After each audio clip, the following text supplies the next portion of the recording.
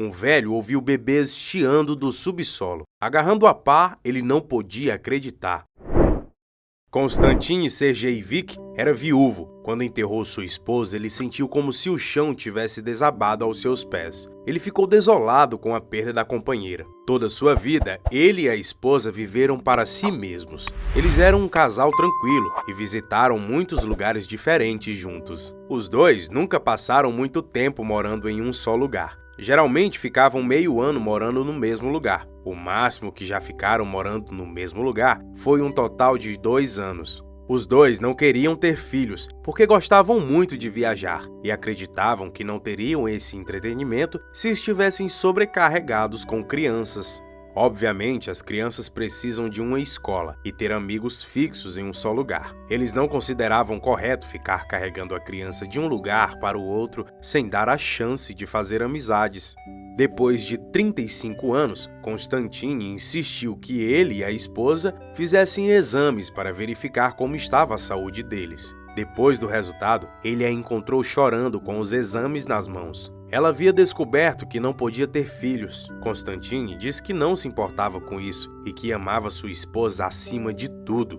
A partir daí, os dois começaram a aproveitar a vida e viajar muito. Mas quando a esposa de Konstantin estava perto da aposentadoria, ela começou a ter crises de tosses frequentes. Konstantin sempre foi muito cuidadoso com a saúde dos dois e pediu que ela fizesse novos exames. Ele imaginava que seria uma alergia simples ou até um resfriado. Ele chegou a pensar que o apartamento que haviam alugado poderia ter um gato por perto, mesmo que não houvesse evidências de que ela tinha alergia a animais. Os dois voltaram para a cidade natal, onde não havia animais por perto, e ela continuou tossindo muito. Konstantin insistiu novamente em ir ao médico. Mas ao chegar lá, o médico disse que não havia nada que eles pudessem fazer, pois ela estava com sarcoma, um tipo de tumor maligno. O diagnóstico aconteceu muito tarde e o tumor se desenvolveu rápido demais. Os médicos não puderam fazer nada a respeito. Depois que sua esposa faleceu, Konstantin ficou perdido, sem saber como prosseguir sem a presença dela. Konstantin não tinha parentes além da esposa e não sentia nem mesmo a vontade de viajar sem ela. Ele já era um homem aposentado e sentiu-se muito solitário. Algum tempo depois, ele encontrou a pasta que estava nas mãos de sua esposa no dia que ela descobriu que não podia ter filhos. Ele nunca tinha olhado aqueles papéis novamente. Konstantin ficou chocado olhando aqueles documentos novamente. Ele percebeu que os exames não falavam nada sobre ela ser estéril. Ele ficou surpreso com a capacidade de interpretação dela e como o fez acreditar em uma mentira. Ele percebeu que sua esposa não queria ter filhos, então usou essa artimanha para convencê-lo de que eles não poderiam ser pais. Ele ficou muito chateado porque se ela tivesse falado para ele, eles teriam encontrado outra solução.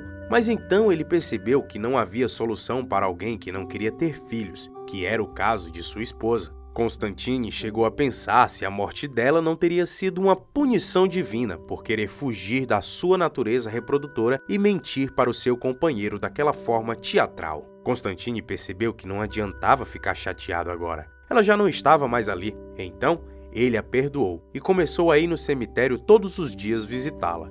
Ele passava horas conversando com ela, até o dia em que percebeu que estava falando sozinho. Ela já não estava mais ali, e só nesse momento ele parou de lamentar a partida dela e resolveu seguir a sua vida e ser feliz novamente. Um dia ele deu outro passeio até o cemitério, mas dessa vez não se demorou no túmulo dela. Ele começou a observar as lápides, imaginando quem seriam aquelas pessoas e como foram suas vidas. Ele já não tinha amigos vivos, todos os seus amigos estavam ali agora. Ele se aproximou de uma lápide sem flores e que devia ser de muito pouco tempo, apenas com um nome, até que começou a ouvir um barulho estranho. Konstantin olhou em volta, mas não havia nada, até perceber que o barulho vinha da cova. Ele ficou assustado, olhou ao redor novamente e encontrou uma pá. Imediatamente ele começou a cavar a cova e o barulho se tornava cada vez mais alto. Ele identificou como o choro de uma criança. Ao desenterrar o caixão, ele tirou a tampa e a imagem que ele viu era horrível. Dentro do caixão havia um cadáver de uma mulher e 2 bebês recém-nascidos, um menino e uma menina. O menino mal respirava e a menina chorava. Ele se lembrou que já havia ouvido que meninas são mais fortes na sobrevivência, pelo bem da continuação da raça humana. Constantine foi até a polícia e as crianças foram levadas temporariamente para um abrigo. O cadáver no caixão foi identificado como uma mulher chamada Cláudia. Ela era bastante conhecida no bairro e o policial confirmou que ela havia falecido recentemente. Cláudia criou sua sobrinha a vida toda. A filha dela havia morrido no parto e a menina não tinha pai. Todos pensavam que Cláudia iria mandá-la para um orfanato, mas ela resolveu criá-la. A menina cresceu e tornou-se a cópia de sua mãe, não apenas fisicamente, mas também no comportamento. Já estava saindo com homens e acabou engravidando. Cláudia faleceu logo em seguida. A menina estava em casa e sua bolsa estourou logo em seguida. Ela deu à luz aos gêmeos, mas não sabia o que fazer com eles. Ela não tinha como criá-los. Para se livrar das crianças, ela as colocou no caixão e as enterrou junto com sua tia, e depois fugiu. Constantine ficou chocado com a história e não compreendia como ela conseguiu fazer isso. Ele ficou pensando nas crianças e foi visitá-los no orfanato. Um dia, a enfermeira sugeriu que ele adotasse as crianças, e depois de um tempo pensando, ele resolveu fazer isso. Depois de vários exames para verificar a saúde dos gêmeos, Constantine adotou as crianças.